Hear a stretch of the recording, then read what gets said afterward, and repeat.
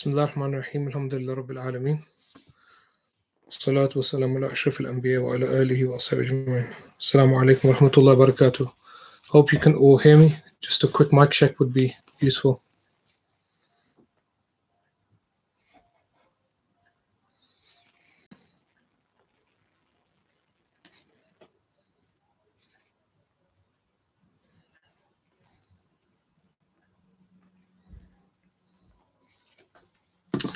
Okay, Bismillah ar-Rahman ar-Rahim. Today is our last session. I want to talk about some more general topics as well within this. On a last session on some of the spiritual aspects of Surah Al-Kahf, especially or particularly the story of Musa alayhi salam and Khadir. And I want to address a few things today, especially Imam Kushairi's perspective of. Before I start that and get into some of those things, I just want to do a rejoinder, go over what we briefly mentioned last week, some of the points. And they were the idea of seeking knowledge and the idea of difficulty on the path of study and things of that nature. This week I want to finish off with subtleties in relation to the actual story itself. Now, the story is a difficult one often to interpret, so I want to give some actual interpretations of the story. So I'll begin, inshallah. Allah subhanahu wa ta'ala states in the Quran, and we'll talk about the three events now. For this particular session, I'll mention the three events that take place. Now, just a word of advice here for myself and everybody else, that if we don't read the Quran, it's very difficult to know how these kind of not the context, but we will not kind of be aware of the different stories and narratives in the Quran. Remember, 1/3 of the Quran is essentially qisas, it's stories. So if we don't read it at all, or don't kind of reflect over the book of Allah, especially the stories which are most impacting, then we don't have much of a relationship with it. So I would recommend for everybody to be in a constant kind of relationship with these stories. We'll begin with after the introduction and the agreement that they'll travel together, or Musa alayhi salam will travel with him. Allah subhanahu wa ta'ala states, فَانْطَلَقَ حَتَّى إِذَا رَكِبَ السَّفِينَةَ خَرَقَهَا قَالَ أَخَرَقْتَ لِتُغْرِقَ أَهْلَهَا لَقَدْ جِئْتَ شَيْئًا إِمْرًا. So this is an important point here, and I want to just give some kind of interpretation of the events that take place. Number one, I did mention this last week, but as a rejoin, it'd be easier for me to get into. So they both travel to some place. Allah knows best where it is. Some say it's in Turkey, some say it's in Jordan. It's really unknown. And they come upon or they travel on a boat for some distance. And Khadir, he breaks a part of the boat. Now, according to some mufassirs, what he did was he had a kind of a tool or something like that, and a small hammer, and he just makes a hole in the boat. And according to others, he uses his staff, or nobody really knows how he did it. But what's interesting is Allah subhanahu wa ta'ala states, meaning he made a hole in it, and says, then Musa alayhi salam replies and says, أَخَرَقْتَهَا, did you do this لِتُغْرِقَ أَهْلَهَا? So this is a natural response from Moses. I mentioned last week that the reason Musa alayhi salam, even though he agrees with him, overtly seems to break his agreement, but the reason behind it was because, according to Kushairi, and this is a kind of a subtle point, al-Baqli, that Musa alayhi salam, there's a difference between, I'll give a kind of background to his point. There's a difference between knowledge, meaning knowledge that you've received, and you act by that knowledge, meaning Musa alayhi salam is receiving revelation and the laws in the revelation. And there's a difference between that and direct commandments given, or direct revelation given to Khadir at that particular moment. The point I'm making is Musa alayhi salam can only go or govern by the rules that he's been given, whereas Khadir seemingly is receiving something that's different. Now, he says to him, لَقَدْ جِئْتَ شَيْئًا إِمْرًا, you have done something awful, because destroying somebody's property in all laws historically that were given to prophets is haram. So his assumption is that he's just destroyed somebody's property. Now, he may not think of the reason behind it. Why? Because, and this is an important point, that often al-hukm ala-zahir, meaning in Sharia, the ruling is based on something that's apparent. So I'm going to give several examples of it just to kind of make it, or an example of it to make it clear. In divorce law, if a man says to his wife, he doesn't use the word talaq, but he says something like, "You're not my wife anymore," or he says to her, um, "Our relationship has ended." It's a bit more difficult, but generally that's clear for most people. I.e., he doesn't use the words divorce, but clearly the words that he uses clearly mean that they're not husband and wife anymore. In the Sharia, that would be deemed as essentially a divorce. Now, of course, I'm not giving a fatwa here. You'll have to, if you've got a case, take it to your particular case to a scholar. But the point here is asarihu la yaqbalu al-kinaya, something that seems clear generally does not take, or is not up for interpretation. So this is just clearly what he saw. He saw him breaking it, and he couldn't see any kind of reason for that, external reason, a qarina for it. So this is why he seems to have used these words, جئت شيئا امرأ, you have done a terrible thing. قال ألم أقل إنك لن تستطيع معي الصبر. And here, this is where the first point of a reminder from al-Khadir, and a point to take here is that that sabr is one of the central qualities of the believer. There are many ahadith on sabr. Imam Nawawi dedicates an entire chapter to Izrad Salihin.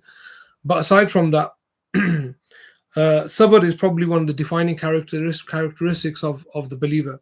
So he says, قال ألم أقل لك إنك لن تستطيع معي الصبر, that didn't I tell you that you wouldn't be able to bear any patience with me? Now, he says to him, قال لا تؤاخذني بما نسيت ولا ترهقني من أمري عسرا. I want to mention kind of a theological point here. And that is that he says to him, don't take me to account for that which I forgot. Now, prophets are considered to be ma'asum. Ma'asum means that they're impeccable, or they are they don't make mistakes of they infallible. I don't usually like using the word infallible because many people won't be able to kind of understand what the extent of that infallibility is. But essentially, prophets don't, number one, they don't sin. They don't disobey God in that context, in any context actually. Number one. Number two, but do they make mistakes is the question. Can a prophet make a mistake? Now, these are kind of terms, aren't they? Mistake, error, slip, all of these kind of words in English can often be used as synonyms. But generally speaking, if one is inferring that prophets can disobey God, clearly they can't, or they don't. Number two, can prophets do something that's contrary to what God has ordered them to do? Well, we do see that in the Quran with the story of Adam alayhi salam. وَلَا تَقْرَبَ هَذِهِ الشَّجَرَةِ, do not near this tree, and then Sayyidina Adam alayhi salam eats from it. Now, the question here is, in that particular instance, did he do it on purpose? Now, theologically speaking, a good framework to apply here would be the fact that prophets do not commit sin, they do not disobey God. But however, in this story, you can see Adam alayhi salam going against what God has ordered him to do. So why would he do that?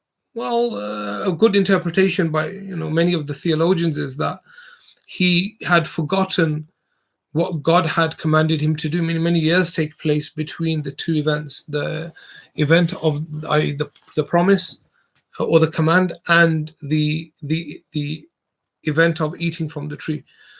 And he did it out of nisyan, forgetfulness, which is a plausible kind of interpretation of that. It's a slip, but nothing more than that. Now, in this verse, Musa alayhi salam says kind of the same thing. He says, قَالَ لَا تُؤَخِذْنِي بِمَا نَسِيتُ. There's an inference here that, number one, all people forget. So forgetfulness is a kind of a deeper point to this. The Prophet ﷺ said, Rufi anil ummati al-khata wal nisyan. I'm going to talk about the prayer here. That lifted from my ummah are mistakes, meaning you're not held accountable for mistakes, nor forgetfulness. Mistakes are things like you do something without without intending it whatsoever. You just made a mistake. You were at the wrong place at the wrong time. So that is not essentially sinful. The second is nisyan. How does this apply to prayer? This is the thing I want to mention. So if you miss a prayer now because you completely forgot about the prayer, complete forgetfulness. Now, the only way that that can really take place is if you're asleep, really. I mean, most of the cases, unless it's really a kind of, because in England, of course, it's the very short prayer times in the winter. But so if you're sleeping, it's Fajr time, and you don't wake up for Fajr because you overslept. The question is that sinful? Not to open a can of worms here, but I would argue that that isn't sinful, in the sense that if you're sleeping, you're not in control of you're not in the real world in that sense. You're not in control of yourself at that time, and if you slept through it, then that wouldn't be a sin. It'd be wajib al-qada. You have to make it up, the salah. But the act in and of itself. Now, some people ask about alarm clocks, are they wajib, etc. I can't see any wujub in them, but they can be. Some can argue that, I would suppose. But the point here is, if one oversleeps and misses due to this reason, then I wouldn't believe it's sinful.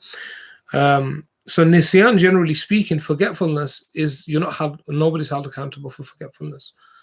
So he says, "La tu'akhidni bima nasitu," to not take me to account or task for that which I forgot. So this is also infers that the journey was very long. So by the time they probably got to the boat, it couldn't have been 5 or 10 minutes. It must have been a period of time, and things may have taken place in that period. Many things may have taken place, and this is an event probably maybe a week or 2 weeks or a month later, even could possibly be. He says, "Wala turhikni min amri usra," and do not overburden me in my affair in what you ask of me. Meaning, like, don't expect too much of me in that sense, because you clearly did something, according to some, that contravenes what I have been ordered to do. So do not overburden me in my affair. Now, however, there's a first point of spirituality here, is that Musa alayhi salam was regretful immediately. And he seems to be apologetic in that. And this is a sign of the true believer, that even if it's forgetfulness, even if it's a mistake, we still make tawbah to Allah subhanahu wa ta'ala. We still kind of, even though that's the case, we can still apologize for that. Because forgetfulness, even though we're not in control of that, we still have a responsibility to turn to God and make tawbah for that, as Adam alayhi salam did in the famous tawbah. So that's number one. The Prophet Musa alayhi salam's fear was not for the fear of failure, but that Khadir would no longer deem him worthy of a disciple in this context. He immediately returned to a state of humility. So he wants to continue the journey because there's clearly something that he wants to take from it. So these are some of the essential points. Now I want to here bring in a spiritual idea, just generally the idea of suhbah, of companionship. Now here, what does companionship mean for us in the spiritual tradition? And I want to kind of give a little bit on that. What does suhbah mean, and what do adab mean in relation to suhbah? So suhbah is one of the central qualities of the believer.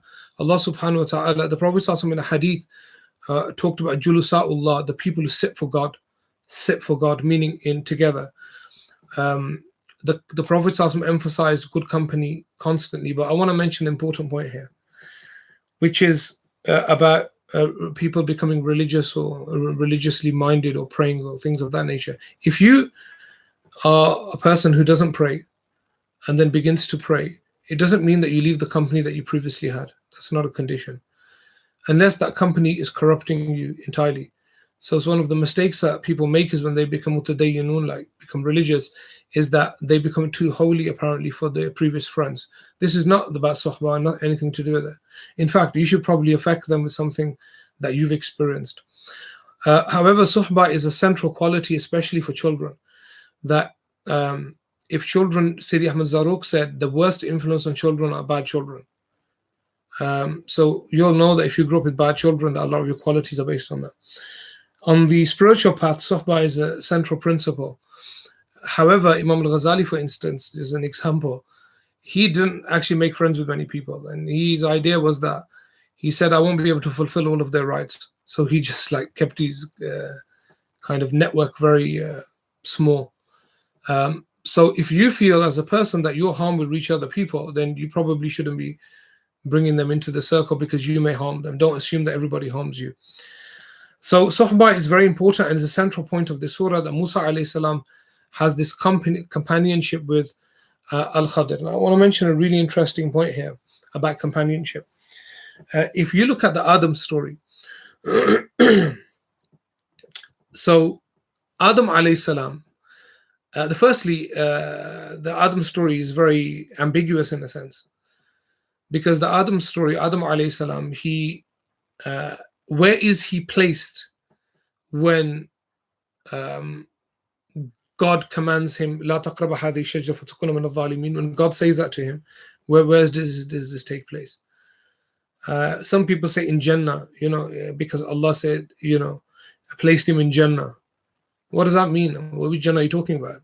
Are you talking about Jannah that people go to after the Day of Judgment? Clearly isn't that place. Quite clearly, it isn't that Jannah. Now, read the tafsir on this. The scholars completely they really don't know. They differ about it. Some say Adam alayhi salam was in a place called Jannatul Ma'wa. They don't really have any evidence for it, as far as my reading goes. They kind of infer that from different things. But some of them, the early Muslims, had the opinion that Adam alayhi salam wasn't in a Jannah, as he wasn't he wasn't outside of this world.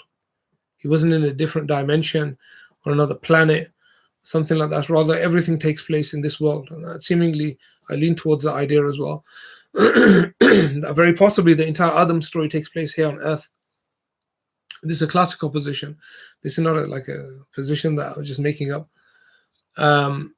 That in fact it was possibly a place in this world that God describes as Al-Jannah, where there's fruit trees and was a lot of provision there. And then the habat that takes place, meaning the Adam coming down, is Adam alayhi salam leaving that place and going into the wilderness or into the Badiya, kind of the desert, to make the tawbah. So that's the first point.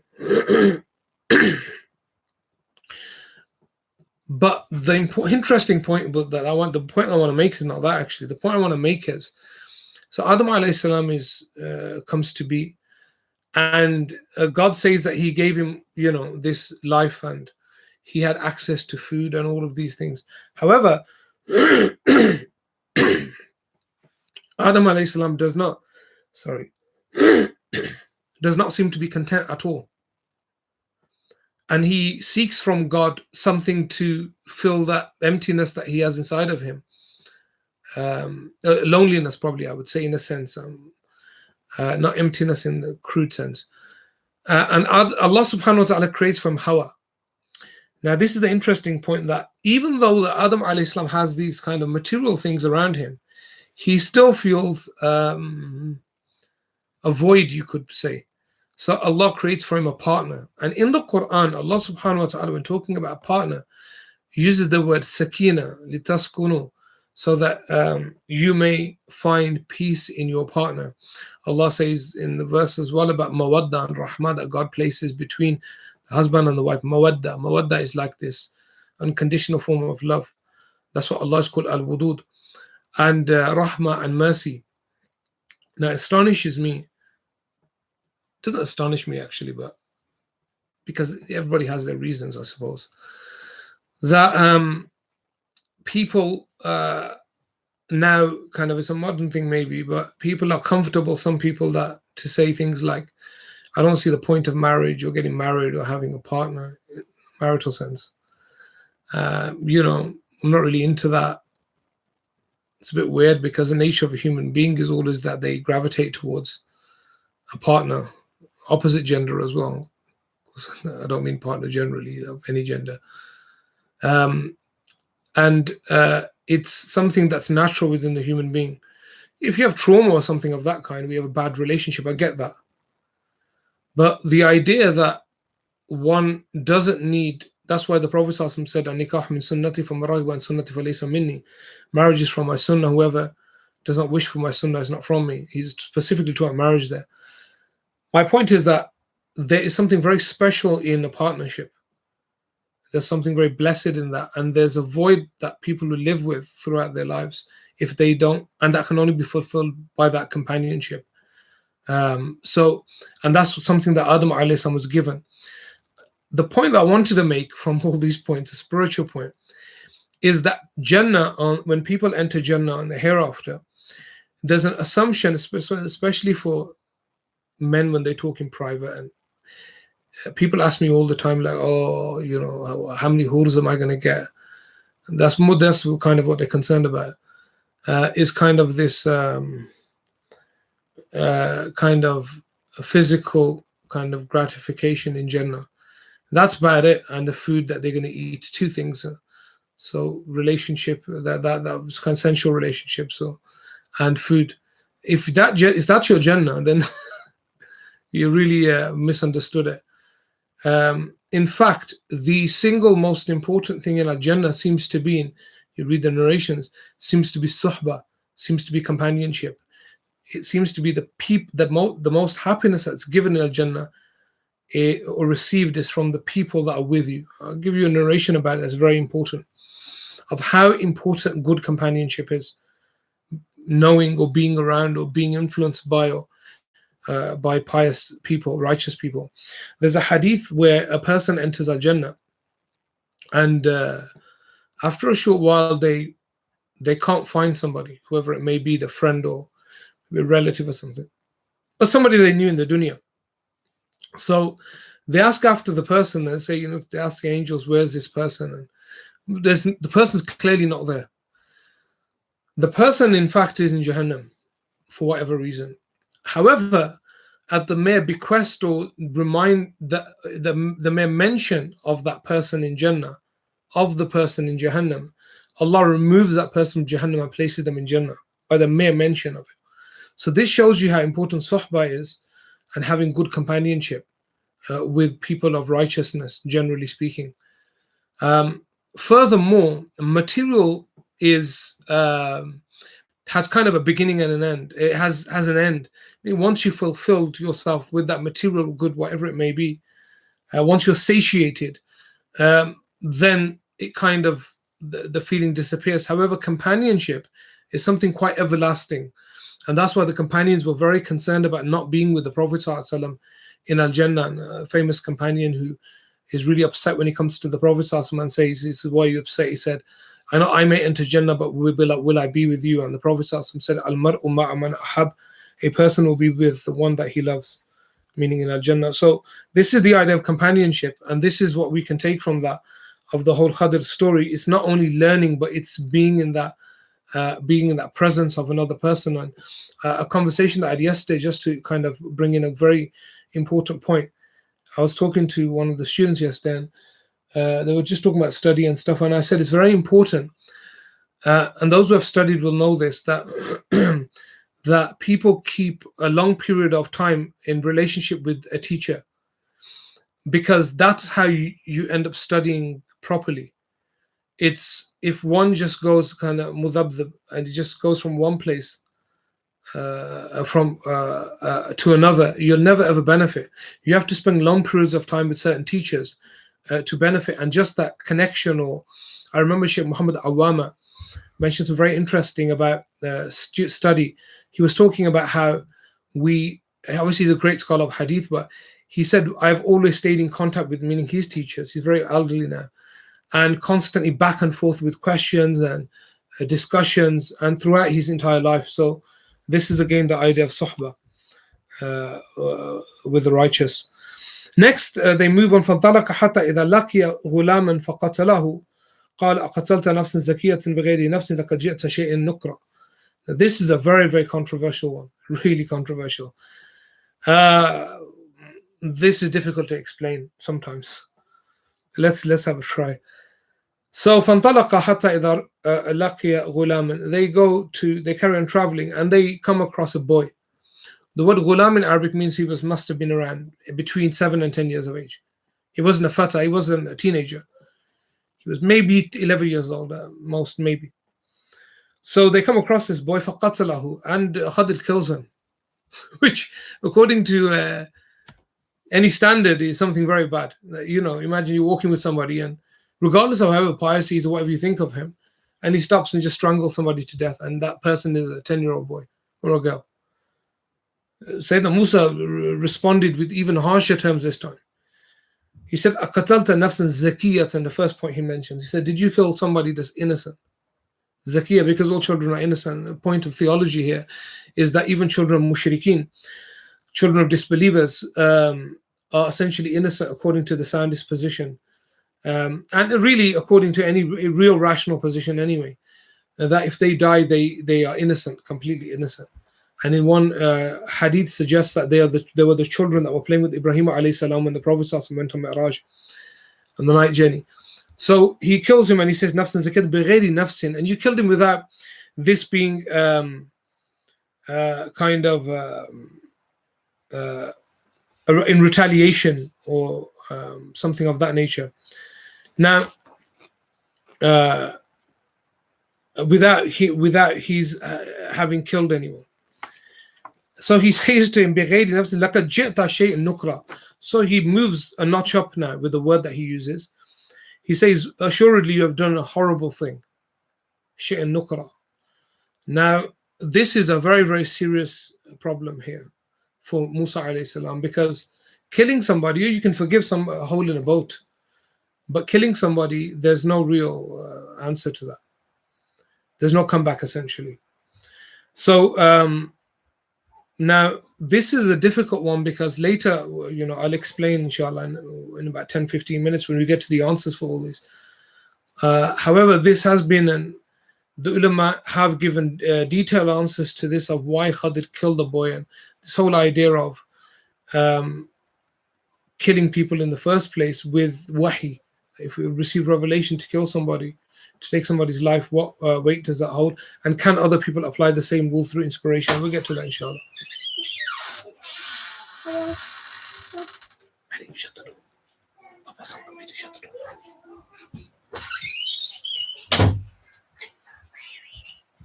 Come on. You have to come sit here. I can't do it. Okay.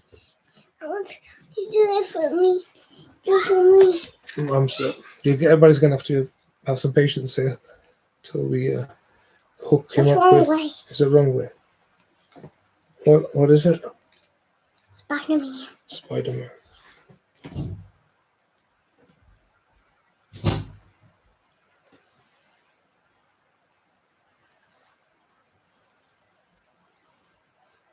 Is it done? No. Is that it? Yeah. Off you go. Thank you.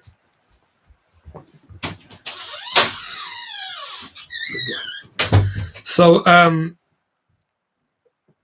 now, so he replies, قال إن سألتك. Sorry, he says, قال ألم أقل لك إنك لن تستطيع معي صبرا. Said, didn't I tell you, you wouldn't be able to bear patience with me? And this is really interesting now because Musa alayhi salam probably didn't fit that into the narrative that he was going to do something so extreme. But his word is his word, and not only that, he's been sent by God. He knows who this person is. He knows his value. So he puts his faith in him and he says, all right, okay, fine. Now, Musa alayhi salam here realizes that, look, this is twice now this has happened, so I'm going to give my final word. Now he says, قال إن سألتك عن شيء بعدها فلا تصاحبني قد بلغت من لدني عذرا. He says, look, Musa alayhi salam said, if I should ever question you about anything after this, keep me no more in your company. I want to talk about this word. He said, فَلَا تُصَاحِبْنِي.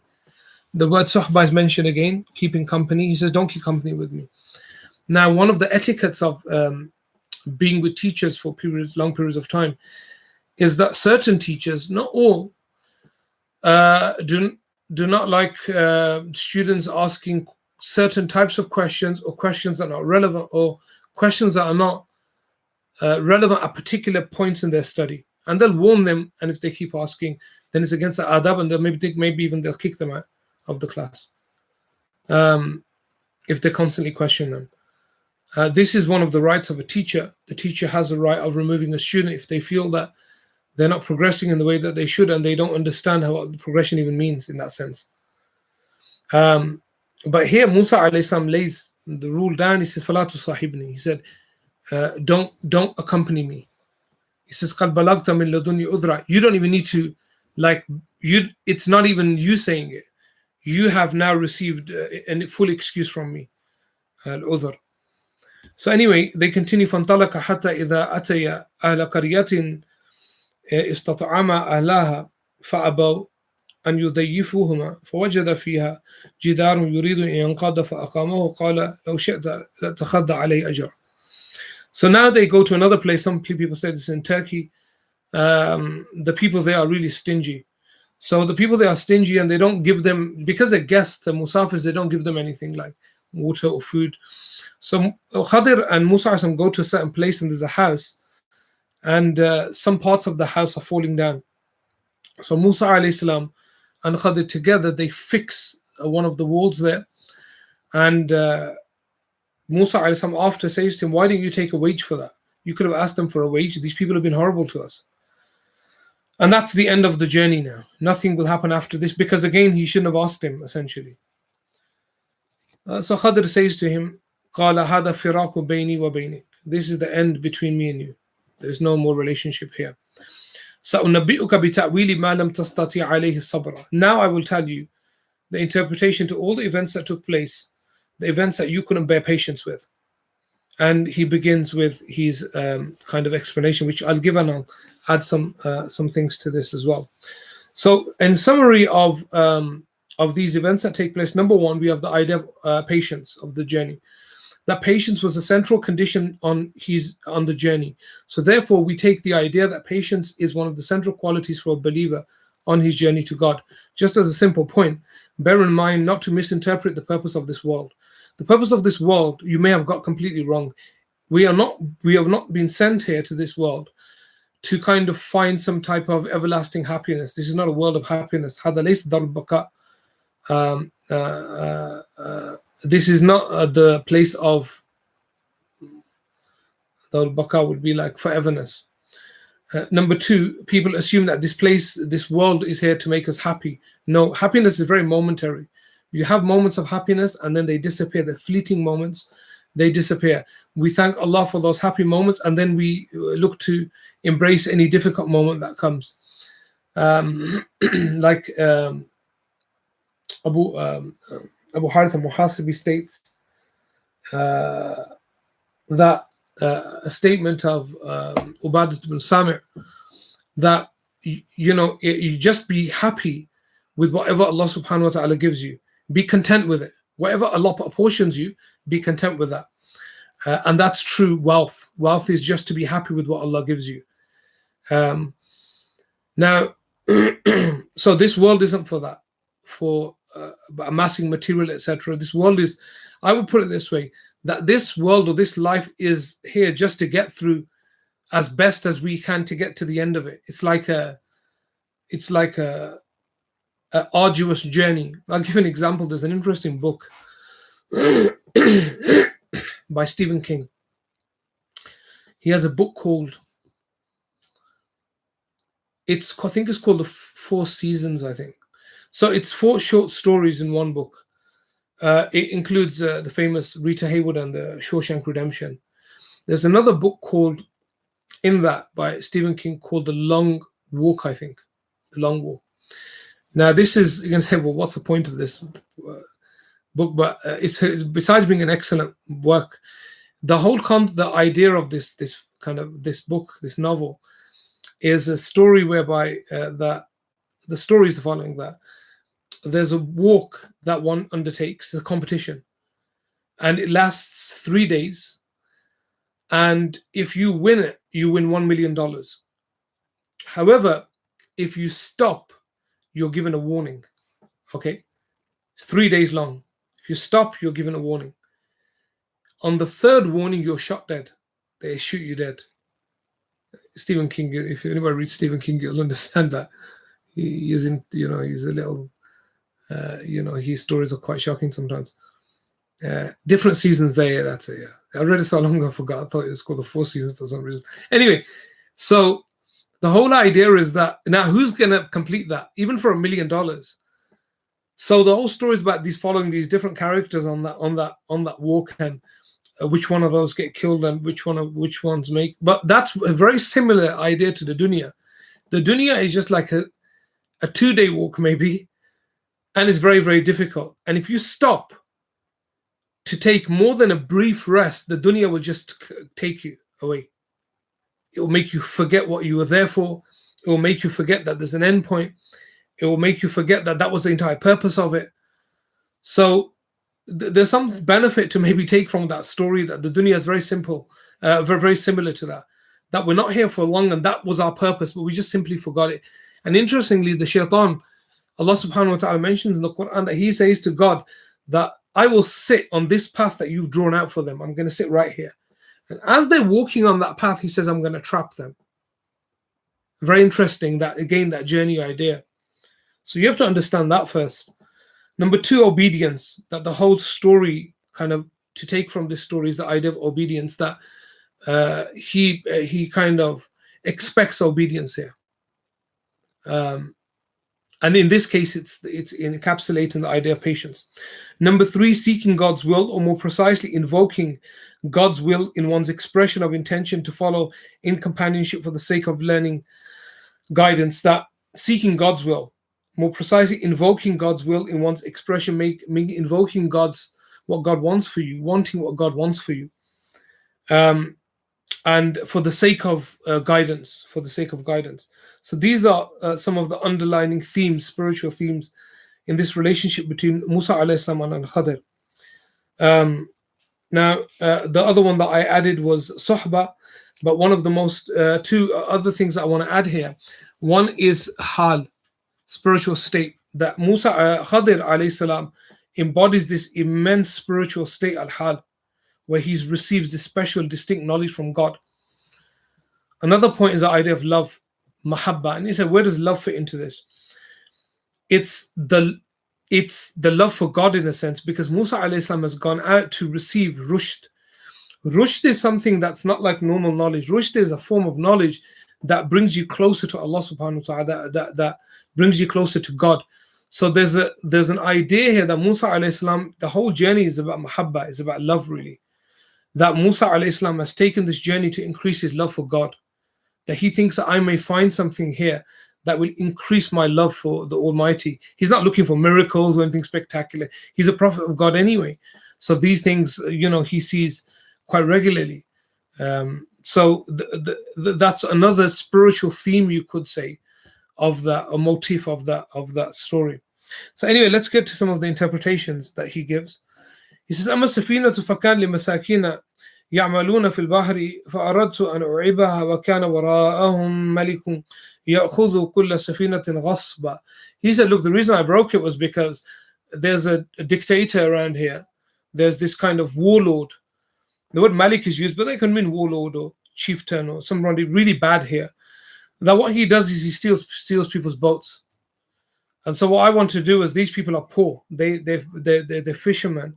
And I made a hole in it so that when he comes to this place, this bad man, he look at their boat and he said, I'm not going to take this. This is damaged. So I wanted to save them. Interestingly enough, you don't see any struggle in the story. These people don't stop Khadir doing it, unless he did it kind of subtly. So maybe they knew him. Some of the tafsirs mentioned that they actually knew him. And when he did that, they knew kind of that he must be doing it for a reason.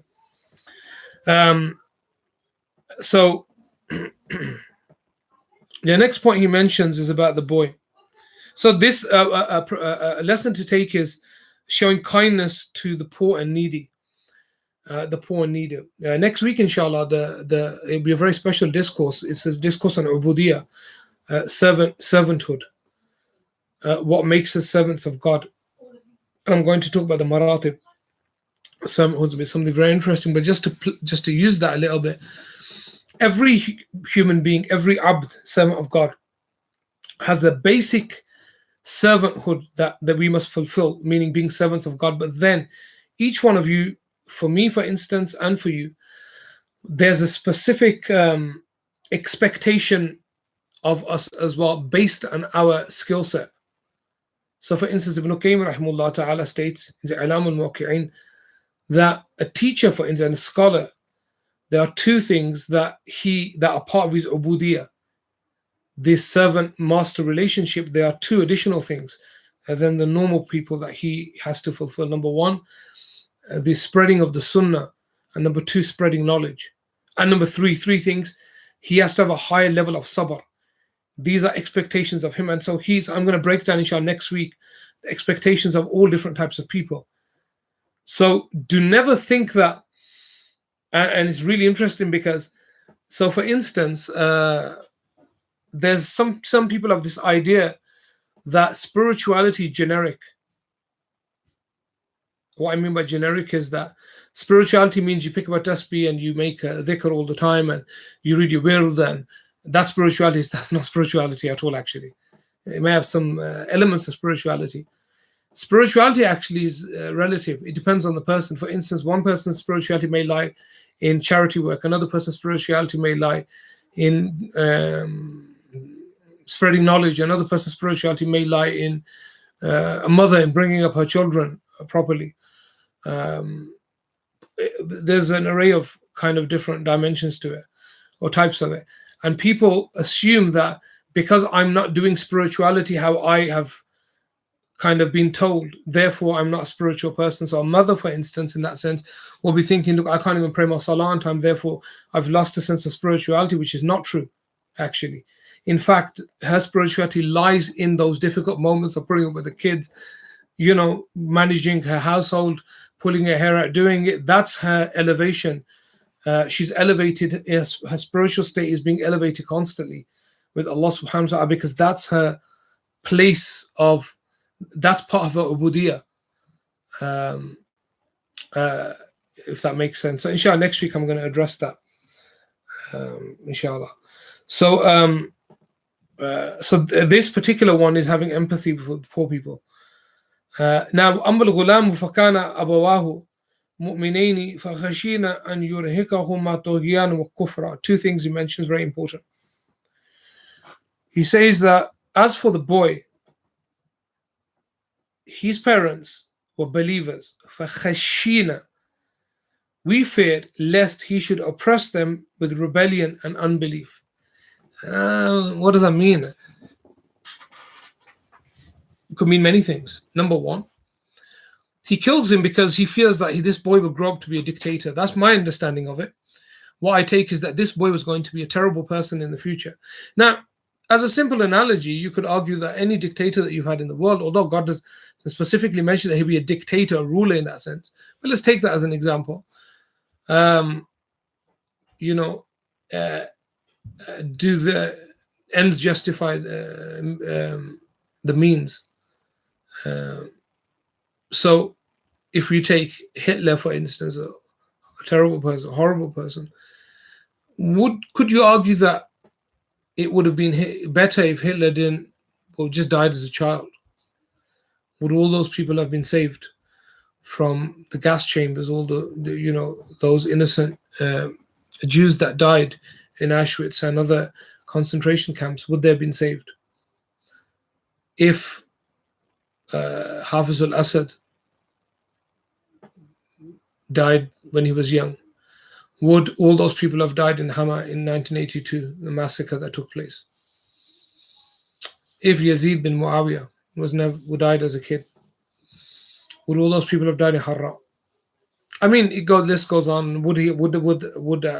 I mean, we never ask those questions because those people have passed away. That's not the point that I'm trying to make. It's qadrullah maqdura. The point I'm trying to make is, if one has knowledge of a particular person that through wahi, that this will happen. This is very rare anyway. We never hear this in anything else. We only hear this in this particular story.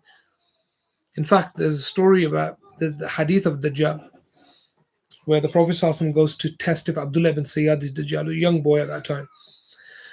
And he disrespects the Prophet ﷺ, and the Prophet ﷺ meets him, and Sayyidina Umar says, "Shall I kill him? Let me take him out," because he says something very disrespectful to the Prophet ﷺ. And the Prophet ﷺ said, "You cannot do that unless for two reasons. Number one, if he's not Dajjal, then you've killed Nafs Zakiyah, like you've killed an innocent person. And how would you know unless you have the knowledge of al-Khadir? Because al-Khadir was given that knowledge of people's futures distinctly, clearly. God was informing him of this person will turn out to be like this." So but the more important point here is seemingly that he saves the boy. He doesn't kill him in that sense. He saves him that by him dying at that particular age, he dies innocent. So essentially, you could argue anyway that he's saved from his own future. Now, one could argue that why doesn't God do that with everybody then? Why is this story so specific? That will take a long time to discuss because we don't really know much about that. You could only speculate why this, because why doesn't Khadir go and do that everywhere and stop the problem of evil in the world? Why does it take place here specifically? That's a very good question. Well, it did take place, we know that much. As for why, we could argue that there may be reasons that are just unknown to us, and God only put the general message in his book about the story. He never put more than that in it, and you can only merely speculate. He says, فَأَرَدْنَا أَنْ يُبْدِلَهُمَا. We wanted for God to replace this boy, رَبُّهُمَا خَيْرًا مِنْهُ, with somebody better, زَكَاةُ أَقْرَبَ رَحْمَةً, somebody more pure and merciful. Some scholars say that he would have harmed them because they loved him so much that as he went further and further into evil, they would defend, justify, and eventually follow him into the same evil through this misguided form of love. Therefore, God says, that the child would bring them first into siding with him in obedience and wrong, and finally falling into kufr, hence whence they least expected it. Now, as for the last part of the story is about the wall. He says, look, it belonged to two orphan boys, and their father had left them a treasure, a kanz, and I just want to unveil that and give it to them. And this is what you couldn't keep patience with. Now, there's a whole story about that, about the two boys, who those two boys were, what this treasure was. Was it knowledge? Was it material good? Was it gold? There's a whole story about that. That's not the point of the discussion today. The point is the relationship between Musa alayhi salam and al-Khadir. Here is something very interesting from a spiritual perspective and a lesson. That there's an end to the journey. Musa alayhi salam never meets al-Khadir again, ever. Never meets him again. And one important thing here is sometimes when you're seeking only a very particular form of knowledge, and you're only intending to receive that, once you've received it, then you return and you put it into practice. I'll give an example of it. That the knowledge that you receive, once you receive it, you put it into practice. There's a case of a man named Dawud al-Ta'i. Dawud al-Ta'i is a student of Abu Hanifa. And he studies with Abu Hanifa for 25 years, if my memory serves me correctly. At the end of it, and by the way, who knows of him? I mean, students of knowledge may know of him, but generally, when you think Abu Hanifa, you think his student, Abu Hassan, Imam Muhammad al-Shaybani, or you think of Imam Abu Yusuf, Yaqub, you think of him, you think of Hassan bin Ziyad, Zufar ibn Hudayl, you think of these people. But this Dawud al-Ta'i, you don't really know of him. And the reason for it, because he was more spiritually orientated in that sense. He wasn't in the public eye. Anyway, he says to Abu Hanifa after all these years, he says, Imam, what should I do now? Like, I've studied all this fiqh with you. I've studied all this great knowledge with you. What should I do? He said, go and put it into practice. So what he does is, he goes to a masjid. And he goes into the masjid and he sees a group of students of knowledge sit in the corner, discussing masail. So he goes and sits near them. He sits then so he can hear them. Now, one of the things is about a student of knowledge or a scholar is when you know something and then you overhear somebody talking about that particular topic and you know it very well, sometimes it's difficult not to get involved Or what are you talking about? You want to add to that conversation to make other people maybe know that you have that knowledge as well. So he sits there and he listens to them. He sits there for an entire year and nobody knows who he is. And the reason he sat there was to essentially kill his own ego, such that he doesn't feel compelled to give answers from himself. From himself, like Sheikh Alawi says, Rahmullah Ta'ala, in his commentary to Abu Madin al-Ghal's poem, that he says, he who goes out to preach to other people, to reform people, without realization, without true realization of God, al-Haqiqah, he's talking about a very high level of spirituality, he essentially is a fitna. And then in the commentary, Sheikh Alawi, Sheikh Aliwa states, this is because he has had no training. And he speaks, he's gone out to people to help them because he feels that that's what he needs to do. But he says the man of God goes out to the people because his Lord sends him out to the people. It's from the command of his Lord, i.e. that he goes out to help people or to reform people through the command of his Lord, not through himself. So this is a kind of very important thing, that once Musa alayhi salam receives all these, he clearly received something very profound. Now that's all he was there for. He takes it and he knows that this is, I know what I need to do now. I've taken what I came for, and now it's time to utilize that or to reflect over that. So one of the great points of ilm is that if the ilm is not put into practice, knowledge not, then it's completely pointless, it's fadi. And often this is where argumentation comes in. You see on the internet, on YouTube, for instance, it's a side point, but most things that take place that people gravitate towards are controversial. That's what it's about. Huh? If it's not controversial, then, I'm going to call him out here. Usama is a young student of mine. And so we were talking once about Twitter, and he said, look, the only way people really follow anybody on Twitter is if they come out with something controversial. And wallahi, it's true. Like, unless you put something out controversial, you're not going to be followed. But yeah, controversy, of course, is against the kind of essence of spirituality to begin with.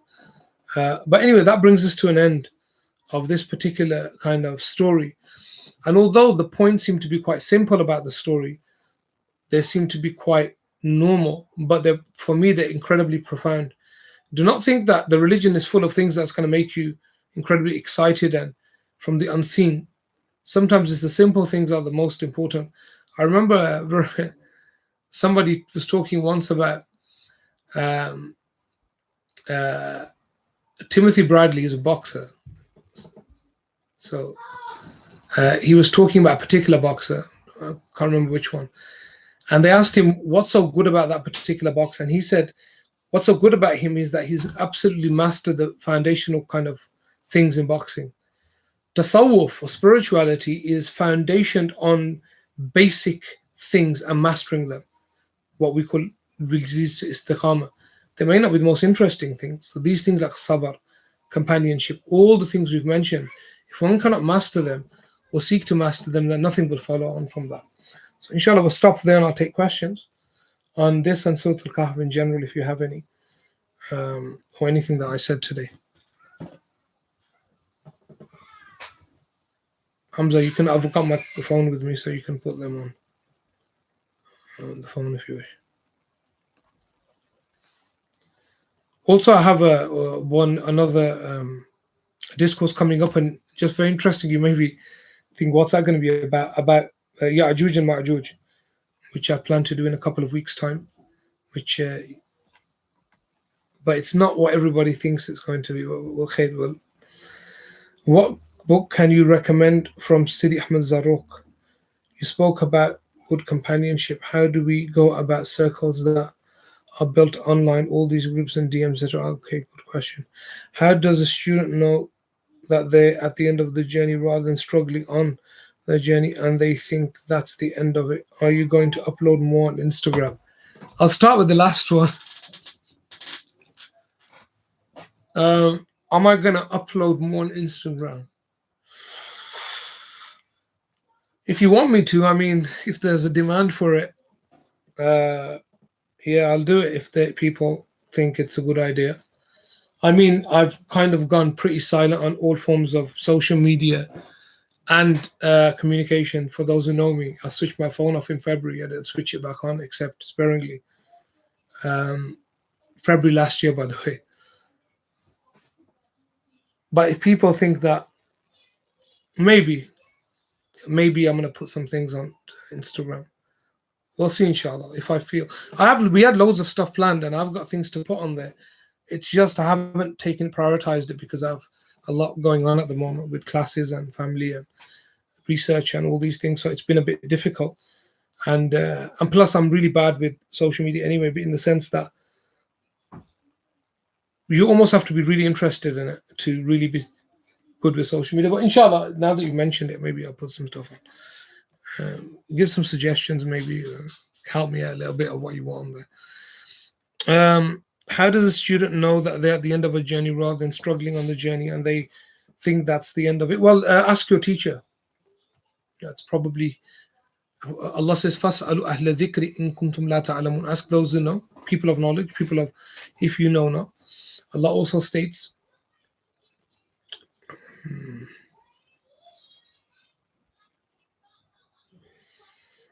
uh, "Fawqa kulli dhi ilmin alim." Above everybody is the knower. I'm talking about God generally, but the general idea of the verse is, beyond everybody is somebody that has more knowledge. So, yeah, that's for that.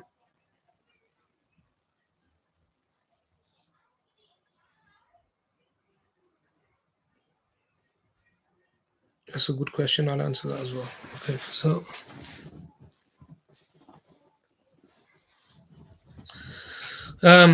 you spoke about companionship. How do we go about circles that are now built online? See, I'm just gonna say la adri, yani, I don't know.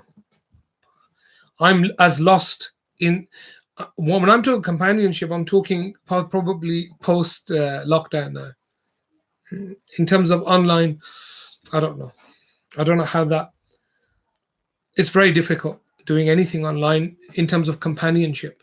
Companionship is something that you need that physical energy, you need presence, you need. That's what sohba means, so Allah knows best. Um, what book can you recommend from Sidi Ahmed Zarruq? There's not much in English. I don't have anything in English really.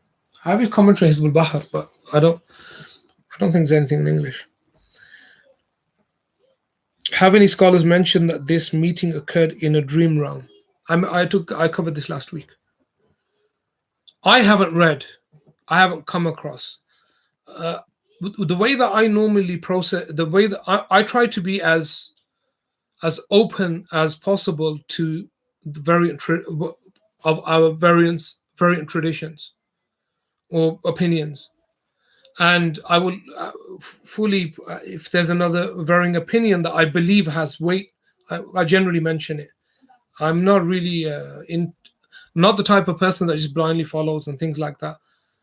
Um, I accept that they can be, but in terms of this, I've never read anywhere of any of the ulama ever mentioning, number one, that it was in the dream realm. That's not to say that that Khadir doesn't see. It's very difficult, you see. But in terms of what Khadir did, it's in this world, and there's nothing in the surah to suggest that he was dreaming. There's nothing in the surah. It seems quite clear that it was in the real world.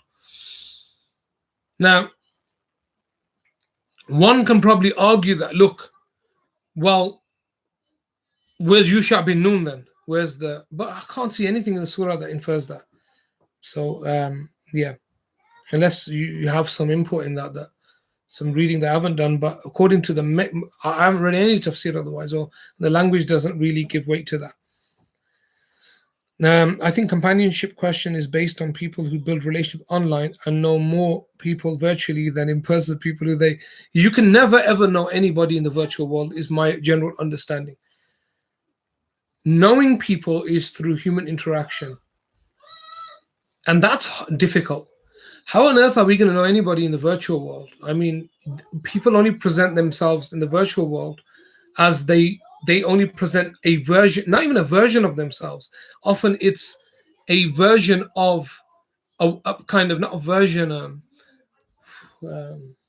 they present a yeah, they present a version that they wish themselves to be, maybe. So that uh, uh, or they present the most horrible part of themselves. People, when they comment on social media and bad things, and they really attack people and things like that, that they wouldn't say to a person's face. But my point is, yeah. So I still don't understand the question, but like, well, what's the actual question? Yeah. Khair. So, have any scholars mentioned this meeting can remove? I don't know. Atheists use the argument: if you had a time machine, would you go back and kill baby Hitler, knowing what you know?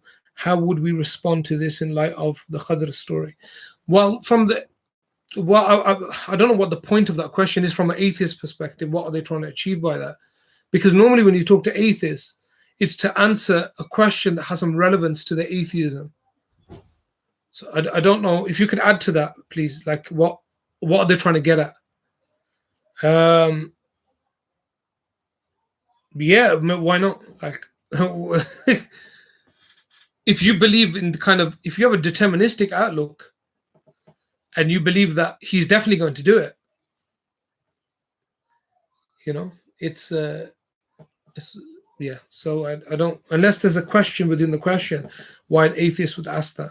And like I said, most atheists, in fact, all atheists don't really have any belief in objective morality anyway. So, if they use utilitarianism or other kind of structures to prove the idea of morality even exists in a loose sense, um, I don't give much weight to their opinions about our ethical kind of framework anyway, because if you don't have anything good to offer in response, or a counter model or a counter narrative that's better than what we have, I don't give much credit.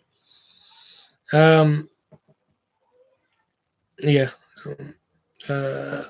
There's Can you do a talk on the coming of Imam Mahdi Isa alayhi salam to share facts from the Quran and Sunnah? The simple answer is no. I won't be doing that, and there's a reason for that. Well, never say never, but I don't think I would do that. And the only reason I wouldn't do that is because you can go online and you can find hundreds of talks on those topics, I assume.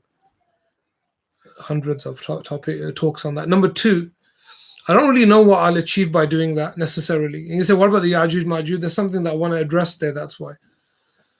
But I don't really know what I'll achieve by doing that. I'm not really interested in it as well, in that sense, to present it anyway. In fact, that entire topic, maybe I was interested in it 15 years ago, but definitely not anymore. And like I said, that people have it's been exhausted on the internet. I don't really see what I could offer there. When in the timeline of Musa alayhi salam does this occur? How old was he? I don't know. Allah Alam. Question: ethical morality and killing an innocent baby. Yeah, I mean, like I said, that's a good question. A good question could be, obviously, the thing here is, for the problem for us, of course, in this discussion is that we are predicating everything on the fact that al-Khadir is receiving revelation from all-knowing God. So they're going to deny that whole idea, and they're going to say this is preposterous because they don't believe in. If they don't believe in God, you can't substantiate that. Then there's no point of arguing that somebody can receive information that's absolute from God, because there's no source of absolute knowledge for them. God doesn't exist for them. But the question is still important, though, which is, if you knew that a child would grow up to do X, would you kill them? Actually, that's a question for them more than for us. And what do they think about that? What is their moral spectrum? I'll give you an example. in the 80s, there's a very, maybe the, yeah, 80s maybe, there's an interesting interview of two Satanists were being interviewed by on an evangelical channel, by an evangelist.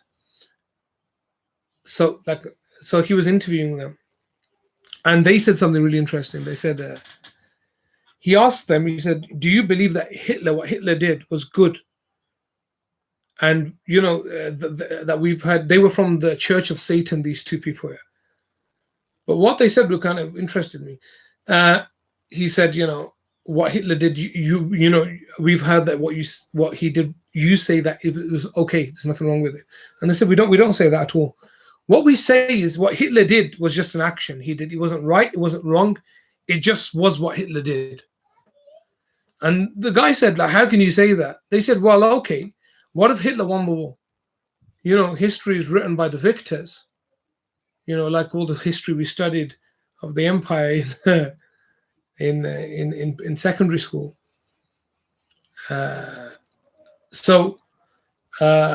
Would you have put Hitler down as a hero? Would they have kind of interpreted his killing of the innocent people in a different way? And they said to him, look, the reality is that we, those two Satanists, we don't believe in good and evil. We just don't believe in it. We believe that these are just social constructs. And there's no such thing as good and evil. People just do what people do. Now, for religious people, that's abhorrent, of course, because we believe in this moral, ethical kind of framework. And we believe in a sense of objective morality, in the sense that God creates the idea of good and evil. But the Sunni school of theology, anyway, Mu'tazila, don't agree with that. They agree that good and evil just exists generally, and God is also subject to it. But anyway, my point is, what about atheists, though? Atheists have a huge problem with the idea of morality and ethics, and that's why, they can't shun the question of incest and these things as being bad, because they, how can they, if it's freedom of choice and it's consensual, what's their problem with it? And that's why they're having to admit that now. So it's more a problem for them, not for us. I think we're quite clear that we have a ethical framework, so I don't see a problem for us overall. It's a question or problem for them. Any other questions before we bring this to an end?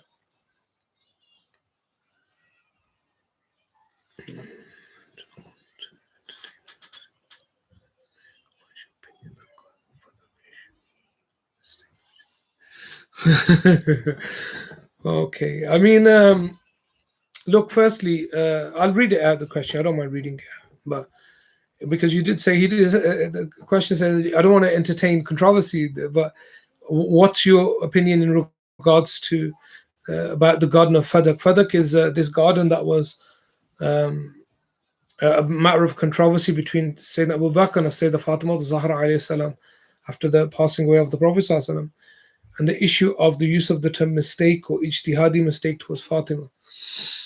I want to say a couple of things here. Some things that I feel. Number one, you're right. I don't entertain it simply because I don't see any value in it at all. The discussion. The discussion has zero value for me. Because why? Because there are two groups of people that are arguing with each other, and I don't have interest in either group really, at all, in any way or form. They don't pay my bills, don't look after my kids, so I don't really have any interest in them. Number two, that the issue itself, I don't believe, like, it's an issue in that sense that it's like caused all this whirlwind in subcontinent or Pakistan specifically. Like, where does it fit into the priority of issues? And people will forget about it in a few months, and they'll go on to another issue that is of not of importance, and then they'll forget about it, and then they have another issue that they'll forget about. And meanwhile, all these real issues are going on that these people won't involve themselves in. So I think from that perspective, it's just a no-brainer that it doesn't really. I didn't even, when it came up, I heard about it.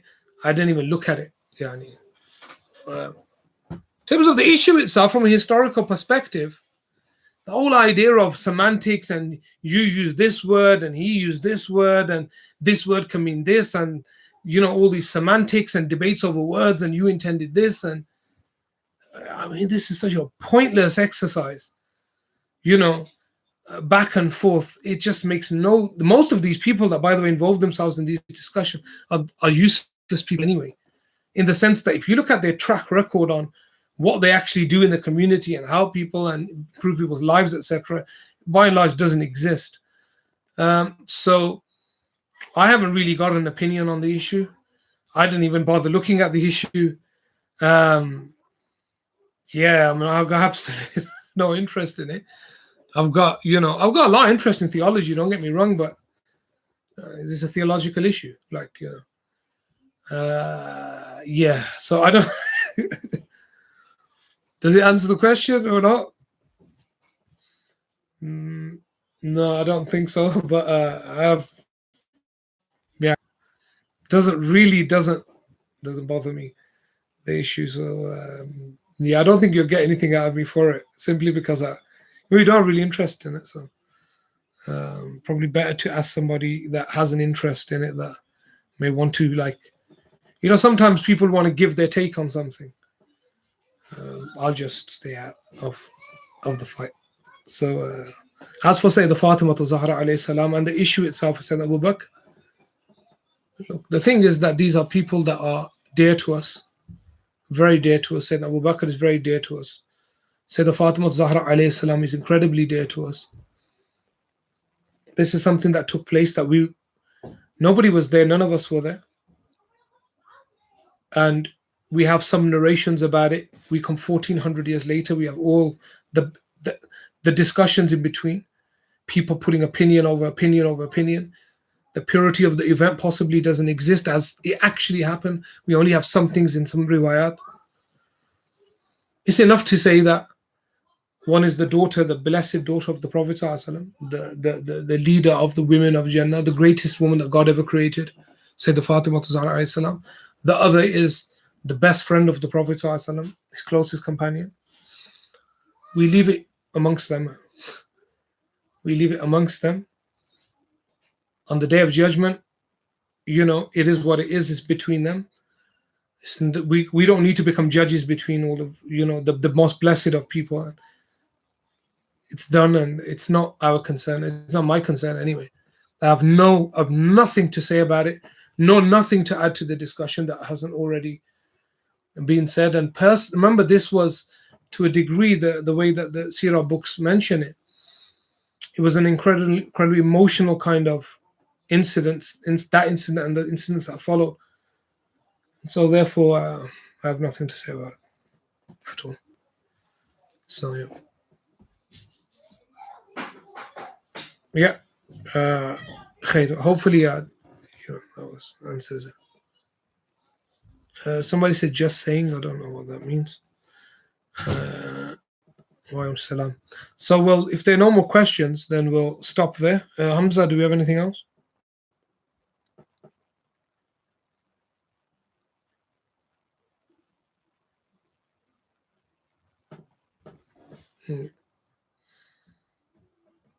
No, excellent. So, just a last reminder for everybody: please stay safe. Please follow the guidelines for your own health. Just today, my best friend, his father currently is in intensive care. May Allah give him shifa. He's really not doing so well, and Allah give him complete cure. Other friends of mine are in ICU and struggling in induced comas.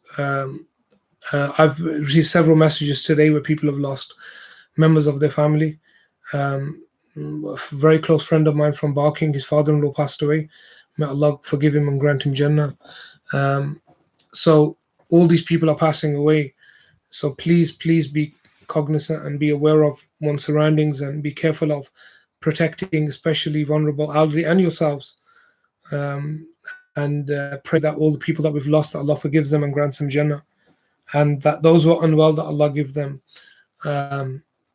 speedy recovery and full recovery, inshallah. Want to mention vaccine conspiracies.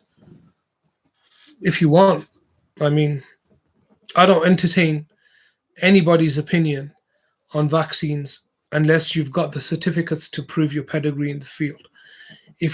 I've watched the internet video of absolutely zero value in my eyes. and in anybody's eyes, people should stop putting up WhatsApp statuses with these pseudoscientists, these absolute ignoramuses from the internet that are talking about things that they have no qualification in, but immunization and vaccines, and that viruses can only spread through direct insertion into the bloodstream and things like that.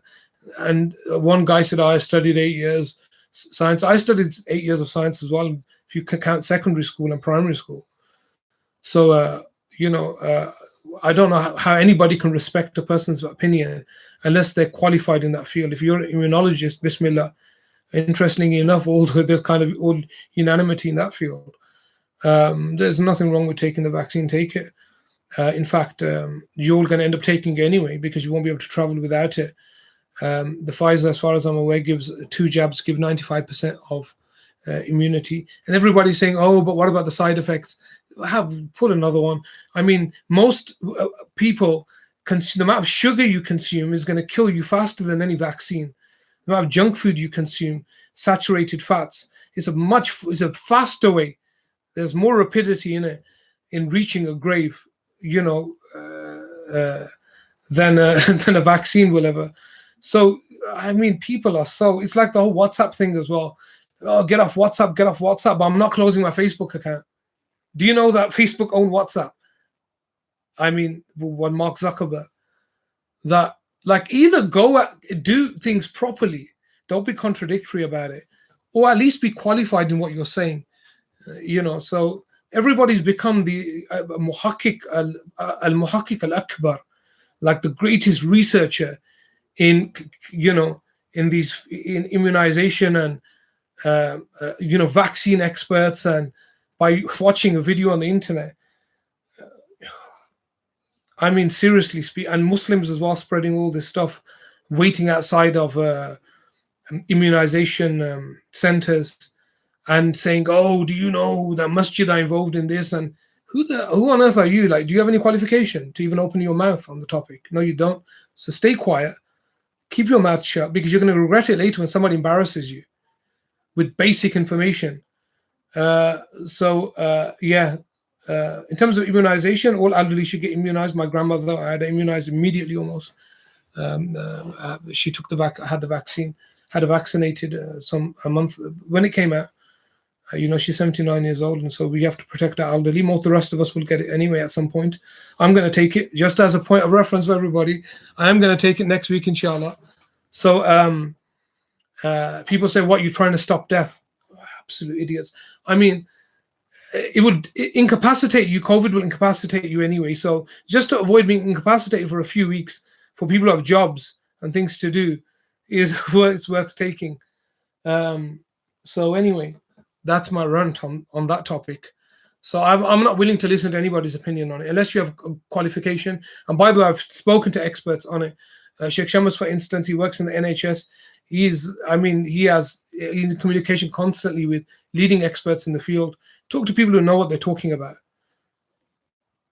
What's the world come to? So that's mentioned vaccine conspiracies. They're going to the local imam I spoke to, but this is a few weeks ago, and he said all these people are spreading information about putting a chip inside of you. And he was just saying it, like he wasn't believing it. He was just telling me, and I was like, it's like the whole discussion about LGBTQ and the whole thing about RSI and in schools. And I was at the forefront of it in Birmingham. I spoke at the conference as well here, and parents talking about it and going crazy, pull our kids out. Which parents have a right to question the school and school's policies, but yet parents have no problem with handing over devices to their kids with open kind of let them watch whatever they want. Have no problem with that. Maybe you need to fix those things up as well. And not even knowing what their kids are watching, what they're exposed to, all of these types of things. So be very careful of all areas. That's my point. And so khair anyway. Well, Burda. I'm not going to restart the Burda anytime soon. We restarted it momentarily, and I think I finished it. I finished the chapter, Hamza. I don't know why. I can't remember now, but I won't be starting it. The next thing would be that I'm just going to work on finishing my commentary on it over the next 10 years, possibly, if Allah gives me life. But other than that, I won't be opening that chapter for any time soon. Yeah. So yeah, we'll close off there, inshallah. You did 8 more lines. Yeah. So we've got the discourses now. So inshallah, when we go when we're back on site, then we'll have this will be take place in Solihull, and we'll have the online element still there. So we hope that the people in Birmingham, Greater Birmingham, will attend. Inshallah, you'll get tea and biscuits as well. So I think March, April, but post Ramadan this will be, depending on the situation, inshallah. So stop there. Assalamu alaikum wa rahmatullahi wa barakatuh. Everybody take care.